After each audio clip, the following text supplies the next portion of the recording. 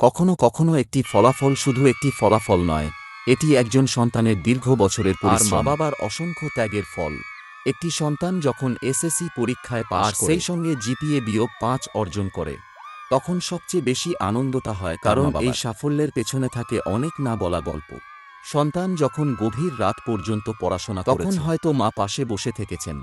পরীক্ষার আগের রাতের দুশ্চিন্তা, পরীক্ষার দিন সন্তানের জন্য করা দোয়া, আর ফল প্রকাশের সেই মুহূর্ত, সবকিছু মিলিয়ে জিপিএ-5 যেন মা-বাবার জন্য এক বিশাল আনন্দের উপহার। সন্তানের মুখে যখন শোনা যায়, "আমি জিপিএ-5 পেয়েছি", তখন একজন মা-বাবার চোখে আনন্দের পানি চলে আসাটাই স্বাভাবিক। এই হাসির পেছনে আছে বছরের পর বছর অপেক্ষা, ভালোবাসা, কষ্ট আর ত্যাগ। তাই প্রিয় সন্তান, তোমার এই সাফল্য শুধু তোমার একা নয়, এটি তোমার মা-বাবারও সাফল্য।